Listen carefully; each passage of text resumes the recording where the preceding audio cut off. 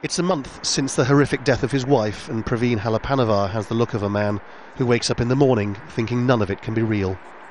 Which isn't to say he doesn't understand what happened to Savita, just that he can't begin to take it in, to find any logic in it. When I went back, with the remains of Savita, everyone in the family asked me, how could this happen in a country like Ireland? They just couldn't believe it, that the faith or the religion came, first before someone else's life. There's an inquiry going on at the hospital where she died, but some things are perfectly clear. Most importantly, that she was refused a termination even though she'd begun to miscarry a fetus that had no chance of survival, and that decision led to her own death from blood poisoning.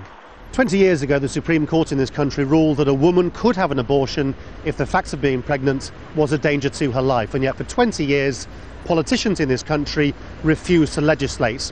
That failure appears to have created the conditions which caused Savita Halapanavar's death at this hospital. Legislating could have saved her life.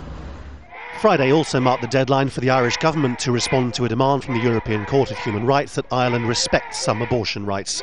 Savita's many supporters turned that into a test of whether politicians truly understood how important her case was. It appears they may have made some progress.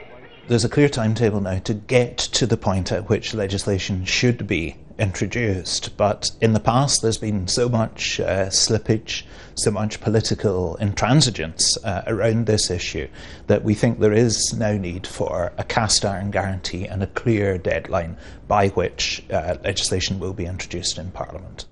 Which has left Praveen, a man who lost his wife in the most pointless way, of the view that Ireland has had to be dragged kicking and screaming into the 21st century. Since Savita's death, do you have any sense that politicians in this country now want to legislate so this doesn't happen to anybody else? I don't think so, because they're more, focused on their religion rather than on human life. The government has indicated that legislation should happen in the new year.